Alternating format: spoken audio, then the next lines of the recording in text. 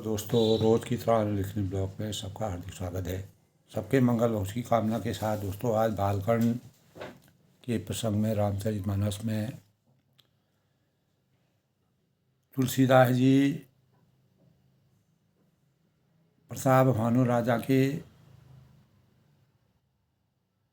शौर्य और उनके द्वारा भ्रमित राजा जो जंगलों में प्रवेश करने पर तुलसीदास जी प्रताप भानु राजा को जिस प्रकार से आश्रम में आश्रय मिला, उस आश्रय की भव्यता को देखते हुए तुलसीदास जी ने वर्णन किया है कि जैसी भवितव्यता यानी जैसी होनहार होती है, वैसी ही सहायता किसी भी मानव मात्र को उसी प्रकार की सहायता मिल जाती है। यानी या तो वह आप ही उसके पास आती है या उसको वहाँ ले जाती है। तो जाको जा पर सत्य संदेह हो, ताप को ताप पर कछु न संदेह हो, उसमें किसी प्रकार के संदेह करने की आवश्यकता नहीं है। तो प्रताप भानु राजा जी जब नील पर्वत के शिखर के समान शरीर वाले उस सुअर को उन्होंने देखा, तो राजा घोड़े को चाबुक लगाकर तेजी से चलने लगे और उन्होंने सुअर को ललकार कर कहा, अब तेरा बचाव नहीं किया जा सकता है।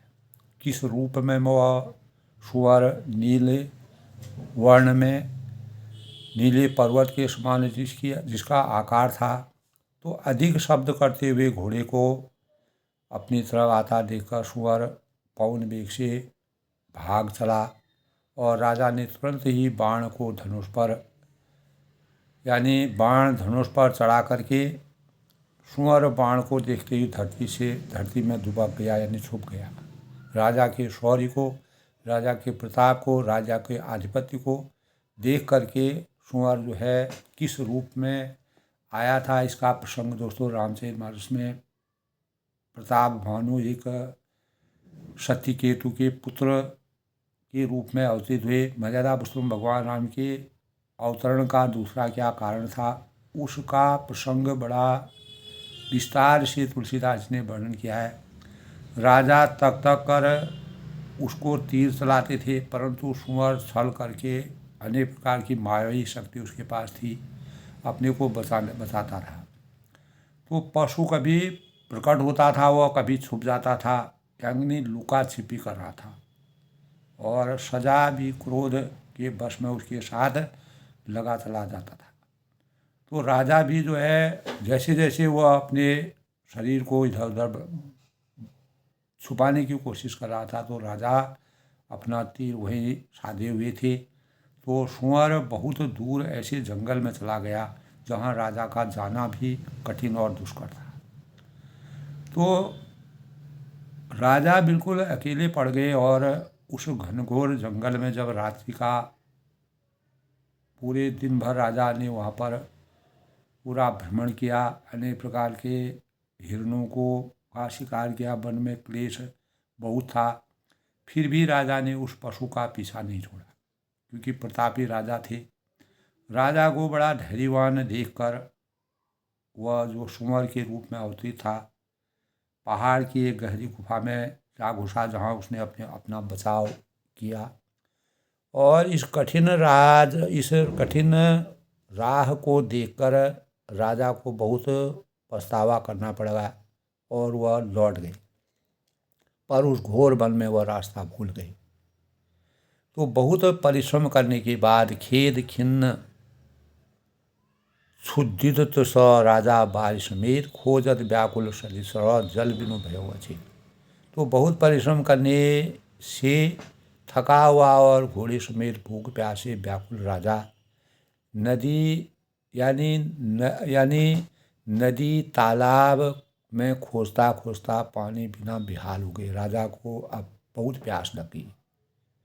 तो वन में फिरते फिरते राजा ने एक आश्रम सुदूर में कहीं एक आश्रम देखा।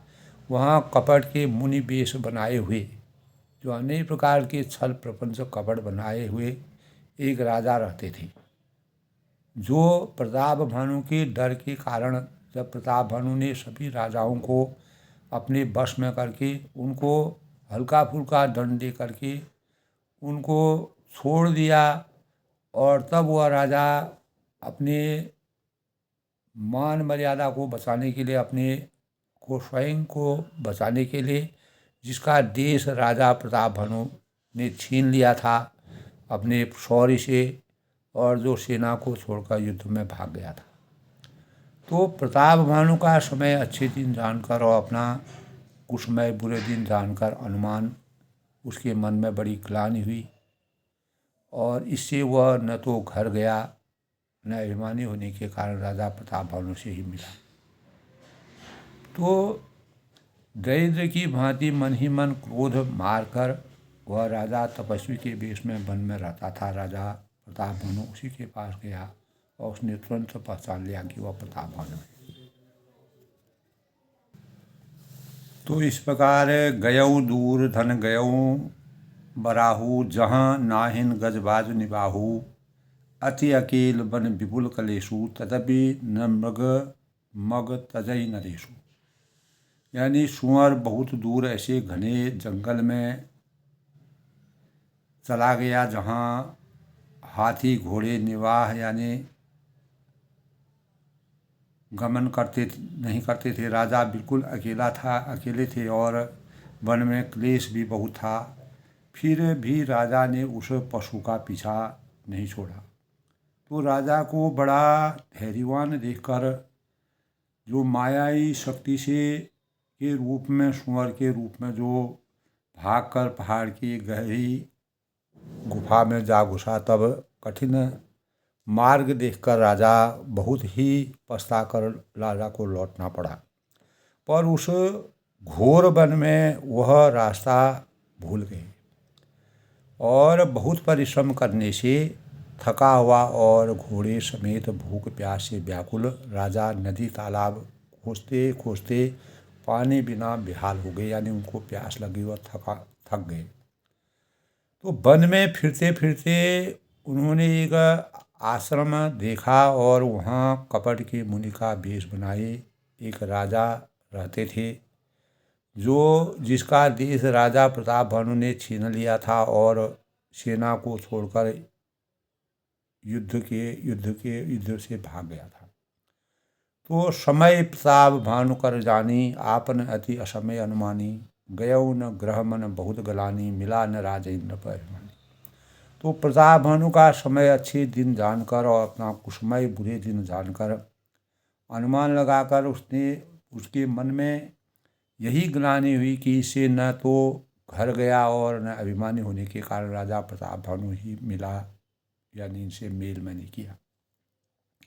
तो दरिद्र की भांति मन ही मन क्रोध को मारकर वह राजा तपस्वी के वेश में वन में रहता था, और प्रताप भानु ने यानी प्रताप भानु उसी के पास गया, और उसने तुरंत उनको प्रताप भानु को पहचान लिया, लेकिन प्रताप भानु उसको नहीं पहचान पाई।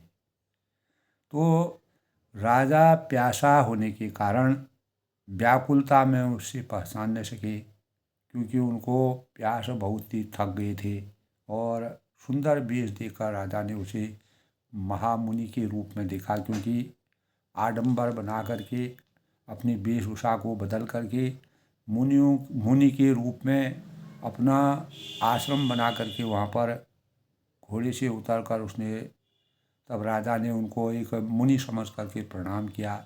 जबकि प्रताप भानु द्वारा युद्ध में हारा हुआ राजा अपनी वेशभूषा को बदल करके वन में इस प्रकार से ऐसी जगह पर रह रहा था, परंतु बड़ा चतुर होने के कारण राजा उसे अपना नाम नहीं बतलाया।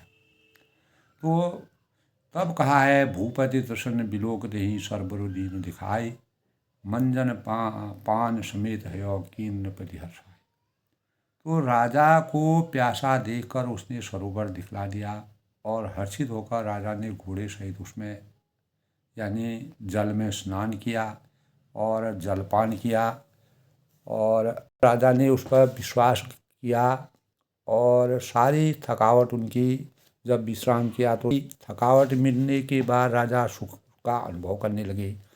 तब तपस्वी उसे अपने आश्रम में ले गया और सूर्यास्त का समय जानकर उसने राजा को बैठने के लिए आसन दिया।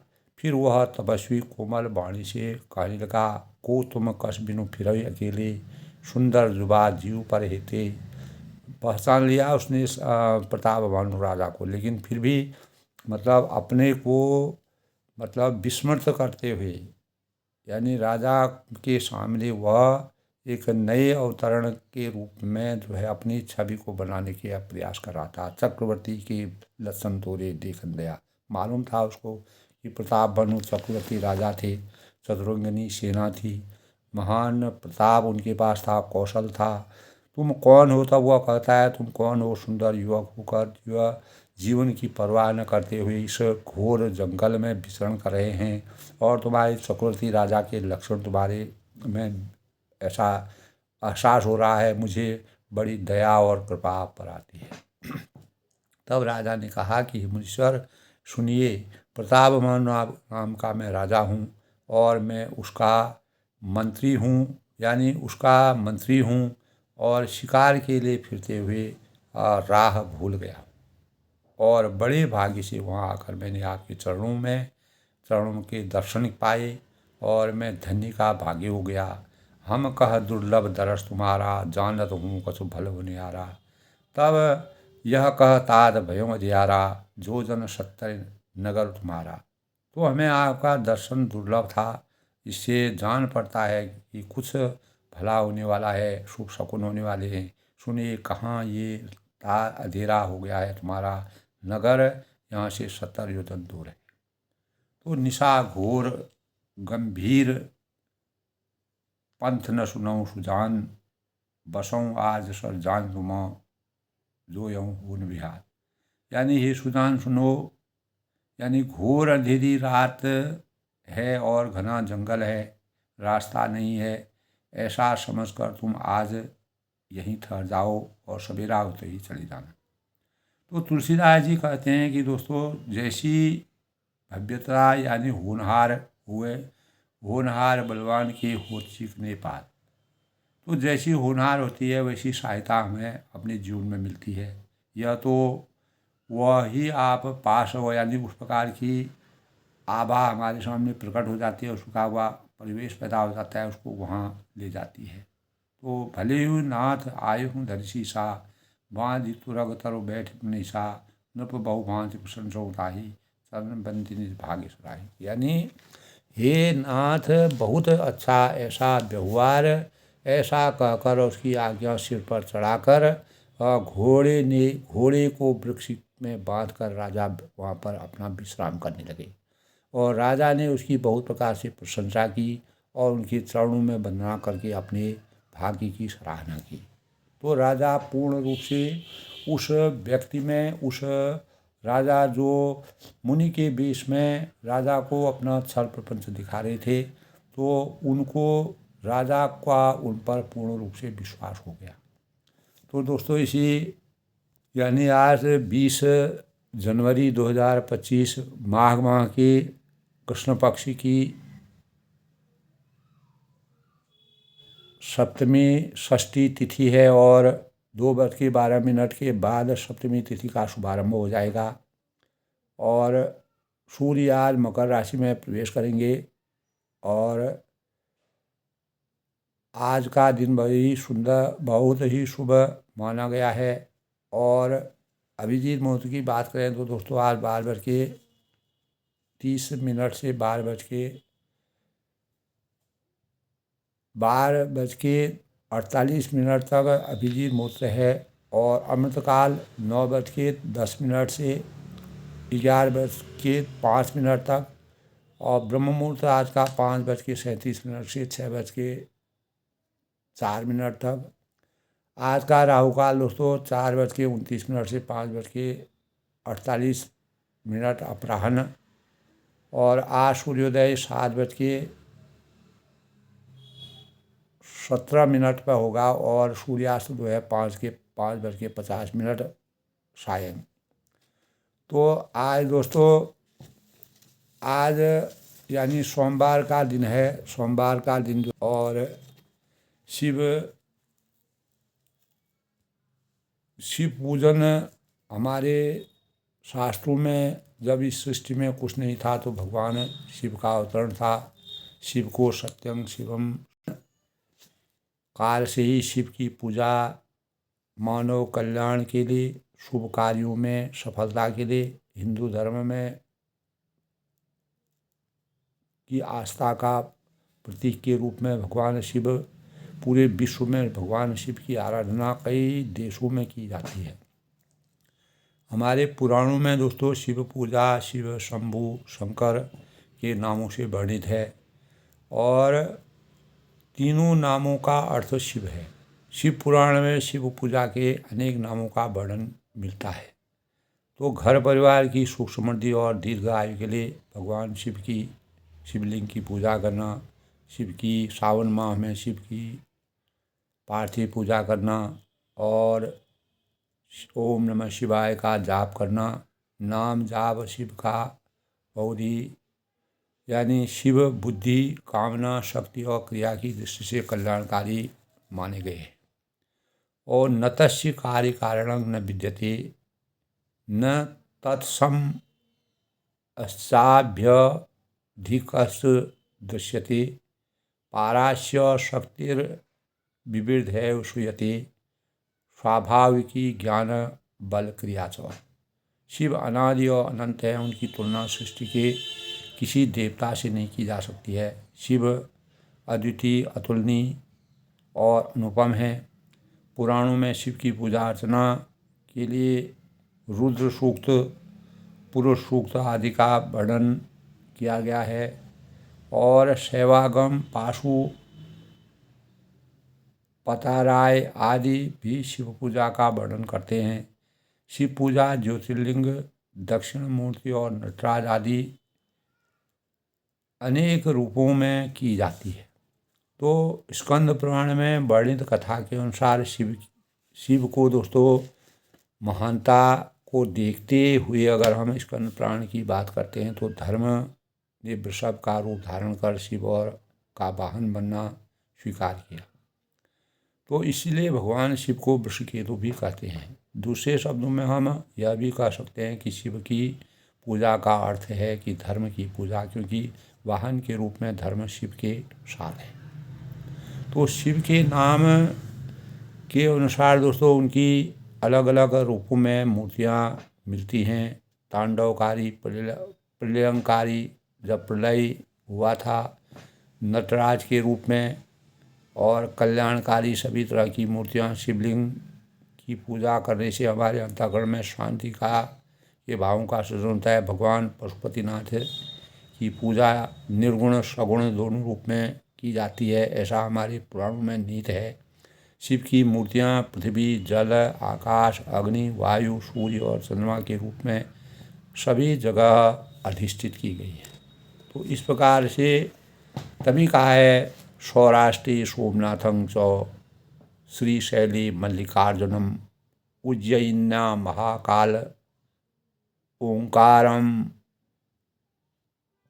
ओंकारम कमलेश्वरम परल्यां वैद्यनाथं च डाकिन्यां भीमशंकरम सेतुबंधी च रामेशं नागेशं दारुकावने वाराणस्या तु विश्वेशं त्र्यंबकं गौतम ओम त्र्यंबकं यजामहं सुगंध्यं पुष्टिवर्धनं उर्वारुकमिव बंधना मृत्योर्मोक्षी मामृतात्।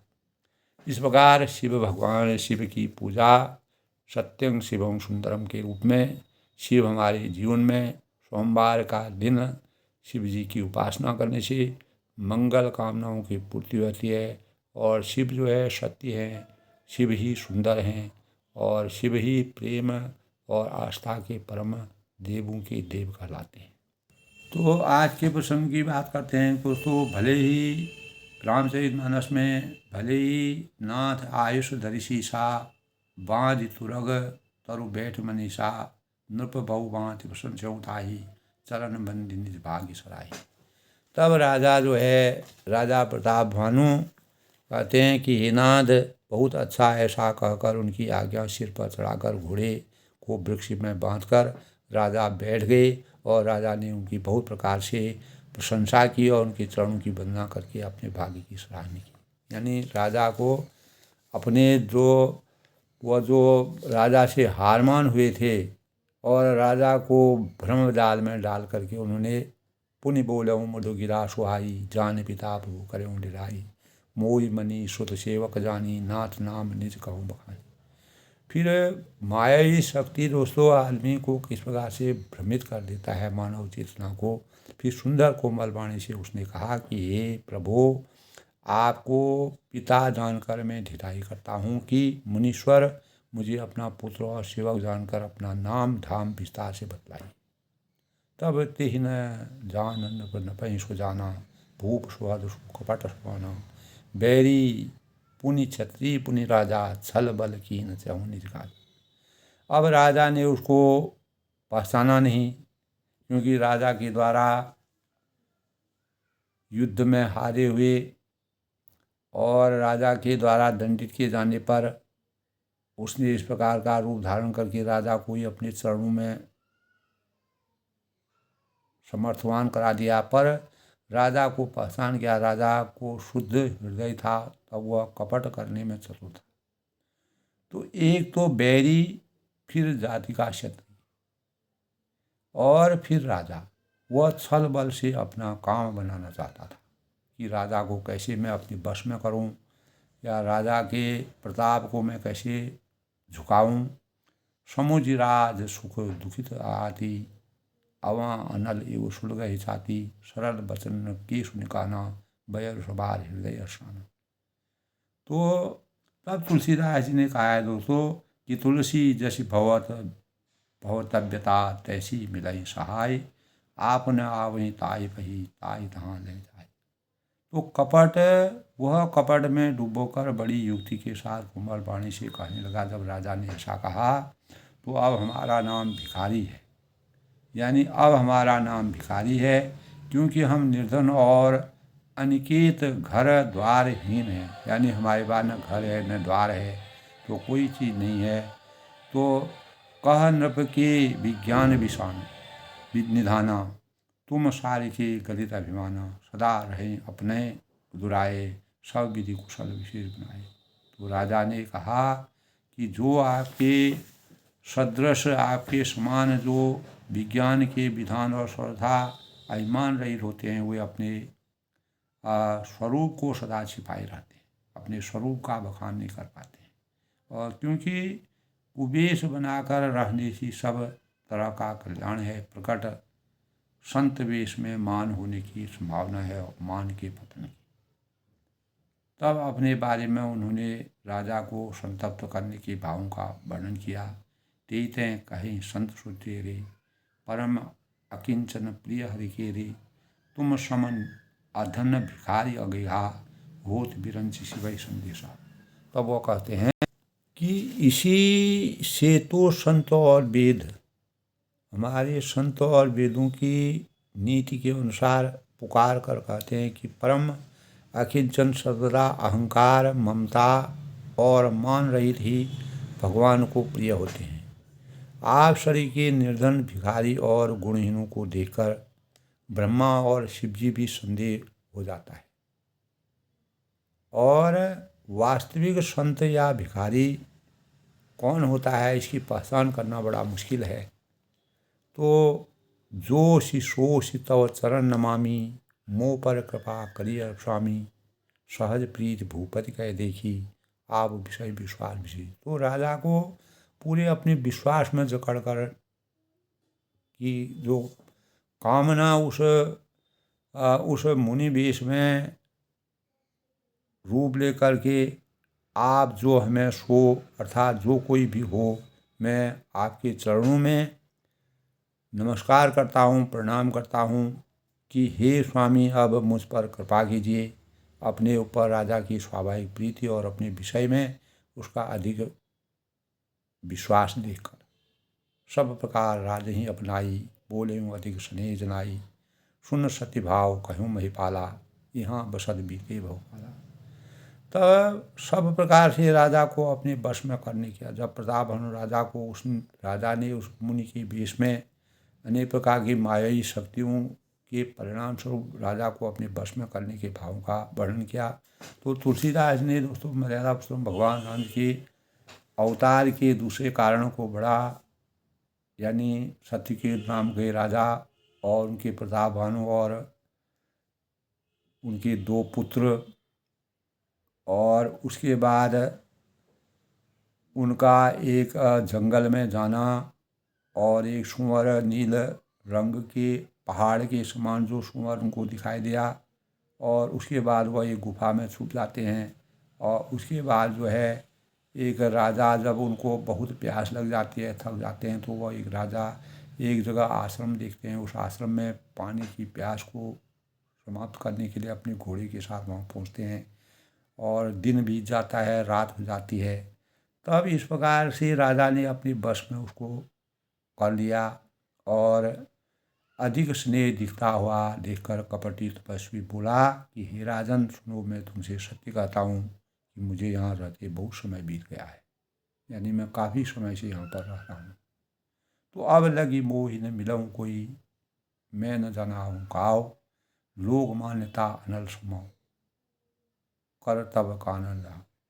तो अब तक न तो कोई मुझसे मिला है और न मैं अपने को किसी से प्रकट करता हूँ। तो क्योंकि लोक में प्रतिष्ठा अग्नि के समान होती है, जो तपस्वी वन को भस्म कर डालती है। जो तप रूपी वन को भी अगर जब अब तक तो मुझसे मिला और न मैं अपने को किसी पर प्रकट करता हूँ, मैं किसी को भी साक्षात रूप में प्रकट होने की अभिलाषा नहीं रखता हूँ, क्योंकि लोक में प्रतिष्ठा अग्नि के समान है, और जो तपस्वी वन को भस्म कर डालता है, तो जो तप रूपी वन को हमारी तपस्या में विघ्न डाल देता है, तो मुझे किसी भी रूप में साक्षात रूप में प्रकट होने की आवश्यकता नहीं है। तो तुलसी तब कहते हैं भूल ही मूल न चतुर नरो, तुलसी देख सुबेशु, बचन सुधा सम असन ही, सुंदर के ही पेख। तुलसीदास जी कहते हैं कि सुंदर वेश देखकर मूढ़ नहीं, मूढ़ तो मूढ़ ही है। जो मूर्ख होते हैं वह कहीं ना कहीं उनकी पहचान छुपी रहती है, चाहे कितना भी मायावी रास्ताएं दिखाएं। जिस प्रकार रावण के पास भी मायावी शक्ति थी, लेकिन अपनी मूर्खता के कारण राक्षसी अवतार में अवतरित हो जाने के बाद कारण उसने अपनी प्रजा का हनन किया, स्वयं का वध करवाया, और अनेक प्रकार से अवहेलना के पात्र के रूप में अंततो गता मर्यादा पुरुषोत्तम भगवान राम जी उसको मोक्ष की प्राप्ति इसलिए की कि दोबारा इस प्रकार की लोगों का जन्म इस सृष्टि में न हो। तो चतुर मनुष्य को भी धोखा खा जाते हैं। इतना प्रतापी, इतने यानी चतुरंगिनी सेना इनके बाद इतना आधिपत्य से सुसज्जित जो राजा थे, जिनका ज्ञान था, बुद्धि थी, विवेक था, और सभी राजाओं को उन्होंने अपने आधिपत्य, अपने चतुरंगिनी सेना से जीत करके, पराजय करके, और प्रजा के हित के लिए और अपने चतुरंगिनी सेना के प्रभाव को देखा करके अपार साम्राज्य की स्थापना की। लेकिन कभी कभी भले लोग भी संसार में धोखा खा जाते हैं। सुंदर मोर को देखिए, सुंदर के ही पेख वचन, उसका वचन जो अमृत के समान होता है, और आहार सांप का होता है। मोर जो है दिखने में कितना सुंदर होता है, अगर वह नाचता है और तो वह उसकी छवि जो है अपार छवि होती है, लेकिन वह सांप जैसे विषैले चीज़ों का जिसका सेवन है। तो तभी कहा है ताते गुप्त रहो जग माही, हरित किमत प्रयोजन नाही, प्रभु जानत सब बिनहि बिना जनाए, कहों कवन सिद्धि लोक विधाय। तो कपट तपस्वी, तब वह तपस्वी जो है कपट रूप में जिस प्रकार से मायावी रचना कर रहा था, इसी से मैं जगत को, तब वह कहता है उनको शिक्षा दे रहा है राजा को, इसी के कारण में जो है जगत में जो है किसी भी प्रकार की प्रशंसा और अपनी भक्ति में किसी प्रकार का कोई भी दुविधा न डालने के लिए, भक्ति की साधना को समाप्त न करने के लिए, भक्ति के भावों को हमेशा रखने के लिए मैं जगत में छिप कर रहता हूँ। और हरि तजी की मैं प्रयोजन नहीं, श्री हरि को छोड़कर किसी से कुछ भी मेरा मतलब नहीं रहता है। मैं भगवान की प्रार्थना में हमेशा भगवान की भक्ति में लीन रहता हूँ। और प्रभु जानत सब बिनहि जनाए, कवहुँ कवन श्री लोक में आए। प्रभु तो बिना जनाए सब जानते हैं, अंतर्यामी हैं, और उनको पूरा विश्व, पूरा जगत, पूरी सृष्टि के बारे में जिनको जो ज्ञाता है, फिर कहो संसार में रिझाने की क्या सिद्धि मिल सकती है? नहीं मिल सकती है। तुम शुचि सुमित परम प्रिय मोरे, प्रीति प्रीति मोह बर तोरे। तो राजा को पूर्ण रूप से अपनी आसक्ति में लेने के लिए जिस प्रकार से उस तपस्वी के वेश में लेकर के राजा को अब जो तात दुराऊं तो ही दारुण दोष घटे अति मोहि, तब उसने कहा कि तुम पवित्र और सुंदर बुद्धि वाले व्यक्ति हो और महान प्रतापी हो, और इससे मुझे बहुत ही प्यारे हो, और तुम्हारी मुझ पर प्रीति और विश्वास है। मेरे ऊपर जो विश्वास तुमने अपना विश्वास जताया है, उसके लिए मेरा आप पर अथाह प्रेम भाव व्याप्त हो गया है। अतः अब यदि मैं तुमसे कुछ छिपाता हूँ तो मुझे बहुत ही भयानक दोष लगेगा। मैं कुछ भी छिपाने के, अगर अब मुझे जो है आपके पूरे स्वरूप का वर्णन हो गया, मैं छिपाना नहीं चाहता। जिमे जिमे तापस कथैक उदासा तिमि तिमि नृपहि उपज विश्वासा, देखा स्वबस कर्म मन मानी, तब बोला तापस बग ध्यानी। तो ज्यों ज्यों वह तपस्वी उदासीनता की बातें करता था, तो त्यों त्यों राजा को विश्वास उत्पन्न हो जाता था। तो विश्वासम फलदायकम का है। जब उस बगुले की तरह ध्यान लगाने वाले कपटी मुनि ने राजा को कर्म मन और वचन से, मन वचन और कर्म से अपने वश में जाना, तब वह बोला, क्या बोला? नाम हमार एक तनु भाई, सुनि नृप बोले पुनि सिर नाई, कहु नाम कर अरद बखानी, मोहि सेवकत आप न जानी। तो तब प्रतापधनु राजा से वह तपस्वी, जो अनेक प्रकार के कपटी मुनि के राजा के कर्म मन वचन और कर्म से अपने वश में जाना, तब जब राजा उनके पूरे अधीन हो गए, उनके विश्वास होने लगा, तो विश्वास जगा करके भगवान को किसी को भी धोखा देना, तुलसीदास ने इस प्रकार का वर्णन उस कपटी मुनि के वेश में जो कपटी राजा था उसके माध्यम से, उसके द्वारा किया गया है। नाम हमार एक तनु भाई, तब कहते हैं मेरा नाम एक तनु है। और यह सुनकर राजा ने फिर सिर नवाकर, एक तनु बहुत ही प्रसिद्ध थे, उनकी बड़ी लंबी कहानी है। तो मुझे अपना अत्यंत अनुरागी सेवक जानकर अपने नाम का अर्थ समझाकर कहिए। तो आपके नाम का अर्थ का क्या सही स्वरूप है उसको समझाइए। आदि दृष्टि उपजी जब ही, तब उपजति भय मोर, नाम एक तनु हेतु हेतु देह न धरी बहु। तब कपटी मुनि ने कहा कि हे राजा, जब सबसे पहले सृष्टि का सृजन हुआ था, ब्रह्मा विष्णु महेश के द्वारा जब सृष्टि का सृजन हुआ था, तभी मेरी उत्पत्ति हुई थी एक तनु की, और तब से नाम एक तनु हेतु ही देह धरी बहु, तब से मैंने फिर दूसरी देह धारण नहीं की, और इसी से मेरा नाम एक तनु पड़ा।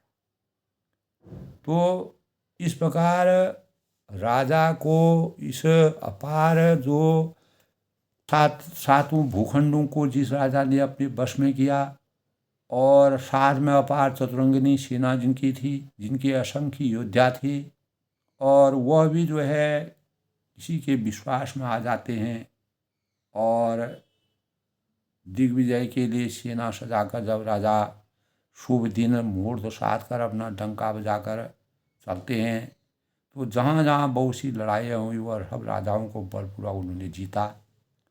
तो अपनी भुजाओं के बल से उन्होंने सातों द्वीपों को अपने बस में कर लिया, और राजाओं के दंड दे करके उनको छोड़ दिया, और वही राजा आज उनको जो है विश्वास में दे रहे हैं, और पृथ्वी मंडल का यह समय प्रताप भानु ही एकमात्र चक्रवर्ती राजा उस समय पृथ्वी पर थे, जो सत्यकेतु के सुपुत्र थे। भगवान राम के अवतार का दूसरा कारण तो संसार भर को अपनी भुजाओं के बल से वश में करके राजा ने अपने नगर में प्रवेश किया, और राजा धर्म अर्थ काम और आदि के सुखों का समय समय पर भोग करते थे। और राजा प्रताप भानु बल पाकर, भूमि पाकर, सुंदर कामधेनु, मनचाही वस्तु देने और प्रजा सब दुखों से रहित और सुखी थी। सभी स्त्री पुरुष सुंदर और धर्मात्मा थे उनके राज्य में। तो ये ऐसे और वेदों की अनुसार, धर्म की मर्यादा के अनुसार चलने वाले राजा को इस प्रकार उस व्यक्ति कपटी मुनि ने जिस प्रकार से अपने वश में, तभी तुलसीदास जी ने कहा है कि तुलसी कहते हैं कि सुंदर वेश धरकर मूढ़ नहीं, मूढ़ तो मूढ़ ही हैं, और चतुर मनुष्य भी धोखा खा जाते। तो सुंदर मोर को अगर हम देखते हैं तो वह बाहर से बहुत ही सुंदर दिखाई देता है, लेकिन वह सांपों का सेवन करता है। उसी प्रकार वह कपटी तपस्वी जो था, उसके भावों को तुलसीदास ने जिस प्रकार से वर्णन किया है। कपटी मुनि कहा कि जब सबसे पहले सृष्टि उत्पन्न हुई तो एक तनु अपना नाम बताया, सृष्टि हो तब मेरी उत्पत्ति हुई, तब से मैंने फिर दूसरी देह धारण नहीं की, और इसी से मेरा नाम एक तनु पड़ा। तो दोस्तों, रामचरितमानस में मर्यादा पुरुषोत्तम भगवान राम के स्वरूप का जो वर्णन किया गया है, तो उस राजा कपटी मुनि ने राजा को कैसे अपने वश में किया। तो हमारे संसार में दोस्तों मोह का सागर यह संसार है, जिससे पार पाना अति कठिन है, दुष्कर है। कोई सौभाग्यशाली ही इसका पार पा सकता है, अन्यथा सब इसमें डूबते हैं, गोता लगाते हैं, और जीवन जो है हमारा व्यर्थ चला जाता है, हमारा समय बेकार चला जाता है। मनुष्य इसमें डूबता है क्योंकि उसके ऊपर इतना भार बढ़ता जाता है कि वह तैर कर पार नहीं होने। तो यह भार होता है उसके अहंकार। तो विकारों का, स्वार्थों की और अज्ञान का मानव मात्र में दोस्तों मनुष्य समझ नहीं पाता है कि जिन चीज़ों से स्नेह उसके मन में पनप रहा है वे अंततः उसके दुख के कारण बनते हैं। तो अपने प्रति, अपने परिवार और अपने परिचितों, वस्तुओं और शक्ति के प्रति आकर्षण प्रेम की पराकाष्ठा की परिभाषा में नहीं आता है। तो त्वरित सुख इससे भले ही प्राप्त हो जाए, इसे एक सुख से अनेक दुख उत्पन्न होते हैं और मनुष्य दूसरे सुखों की ओर भागता है। तो एक से दूसरे सुख की ओर दौड़ कर जीवन चलता रहता है। तो जो मनुष्य को थका देती है और निराश कर देती है, तो आकर्षण और प्रेम में अंतर समझना चाहिए। और आकर्षण अस्थायी और आधारहीन होता है, और प्रेम एक स्थिर होता है और निरंतर चलता रहता है, और मन में उपजता है, पैदा होता है, और उसके प्रति भी श्रद्धा होती है, हमें दिखाई नहीं देती है। तो किंतु हम उस पर विश्वास करते हैं, उसका अनुभव करते हैं। तो मूलतः दोस्तों, अगर प्रताप भानु राजा और उस कपटी मुनि के बीच का हम तुलसीदास ने जिस प्रकार से वर्णन किया है, प्रेम एक से किया जाता है और एकनिष्ठ प्रेम ही सुखदायक होता है। तो एकनिष्ठ प्रेम यानी राजा जिस प्रकार से पूर्ण विश्वास में आ गए, तो जीवन को स्फूर्त कर देने वाला प्रेम होता है। प्रेम का वह भाव सहज है। तो राजा ने वहाँ जाकर के जिस प्रकार से उस कपटी मुनि की बातें सुनी, इसके लिए यानी पहले अपने ऊपर के सारे भार उतारने मानव को होते हैं, और भार युक्त होकर जब मनुष्य अपने आप को तिरोहित कर देता है, परमात्मा की शरण में जाकर पूर्ण समर्पण करता है, तो तभी परमात्मा की कृपा उसके मन को प्रेम रस से भरपूर कर देती है।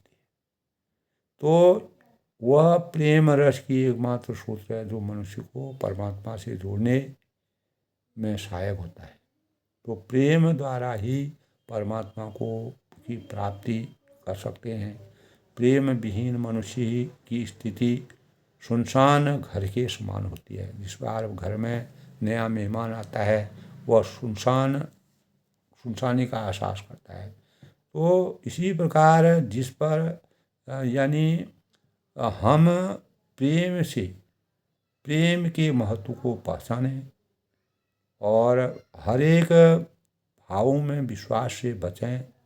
प्रेम अनमोल है। संसार की सारी वस्तुएं, इच्छाएं उसके समक्ष तुच्छ हो जाती हैं। तो राजा ने उस कपटी मुनि पर विश्वास करके, तो आज के प्रसंग में दोस्तों तुलसीदास ने जिस बार का वर्णन किया है, तो वह आगे के प्रसंग में जो है राजा किस प्रकार से प्रतापभानु राजा को एक प्रकार की प्रेरणा मिलती है। तो कपटी मुनि की बातों को सुनकर जब सबसे पहले सृष्टि उत्पन्न हुई थी, तब एक तनु का नाम का उन्होंने अपना नाम राजा को गलत बताया और मेरी उत्पत्ति का कारण बताया, और मैं सृष्टि में हमारा नाम एक तनु है। और उसने ये कहा कि ज्यों ज्यों तपस्वी उदासीनता की बातें कहता था, त्यों त्यों राजा के विश्वास उत्पन्न होता जाता था। तो जब हम पूर्ण किसी की भावनाओं को अपने अंतःकरण में विराजित कर लेते हैं, विश्वास कर लेते हैं, तो वह कपटी मुनि राजा को कर्म, मन और वचन से अपने बस में कर लिया था। तब वह बोलता है कि हे भाई, हमारा नाम एक तनु है। यह सुनकर राजा ने उसको फिर सिर नवाया, पूर्ण रूप से उसको विश्वास में बना करके मुझे अपना अत्यंत अनुरागी सेवक जानकर अपने नाम का अर्थ समझाकर कहिए। तब उन्होंने अपने नाम का अर्थ समझाकर कहा कि कपटी मुनि ने कहा कि जब सबसे पहले सृष्टि उत्पन्न हुई तभी मेरी उत्पत्ति हो गई थी, और मैं इस सांसारिक मोह माया की भ्रम से विरत होकर एकांत में यहाँ पर रहता हूँ, इसलिए मेरा नाम एक तनु पड़ा। तब से मैंने दूसरी देह नहीं धारण की, इसी से मेरा नाम एक तनु है। तो आज के प्रसंग में दोस्तों अपने वाणी को विराम देते हुए आगे का प्रसंग दोस्तों कल के रामचरितमानस के बालकांड का जो प्रसंग है वही कपटी राजा किस रूप में अवतीत होता है, प्रतापभानु कैसे विश्वास करते हैं। तो समय परिस्थितियां आने पर तुलसीदास जी कहते हैं, सुंदर वेश देखकर मूढ़ नहीं, मूढ़ तो मूढ़ ही हैं। जो मूर्ख होते हैं वो मूर्ख होते हैं, लेकिन कभी कभी चतुर और ज्ञानी मनुष्य भी धोखा खा जाते हैं। तो सुंदर मोर को अगर हम मोर का वर्णन करते हैं तो मोर दिखने में बहुत सुंदर होता है, लेकिन वह विषैले सांपों का सेवन करता है। तो उसी प्रकार वह कपटी राजा भी विषैले सांपों के समान है। तो आज के प्रसंग में दोस्तों सामाजिक परिवेश में और रामचरितमानस से हमको ऐसी प्रेरणा मिलती है। तो विश्वासम फलदायकम होता है, लेकिन विश्वास करने से मानव की चेतना को, मन को जानना, परखना और उसके बारे में और उसके अंतर मन को जानना मानव जीवन के लिए अत्यंत आवश्यकी है। यही भाव प्रतापभानु के जीवन में हुआ और आगे का प्रसंग कल और रामचरितमानस में सबका अभिनंदन करता हूँ, स्वागत करता हूँ। सबके मंगल भविष्य की कामना।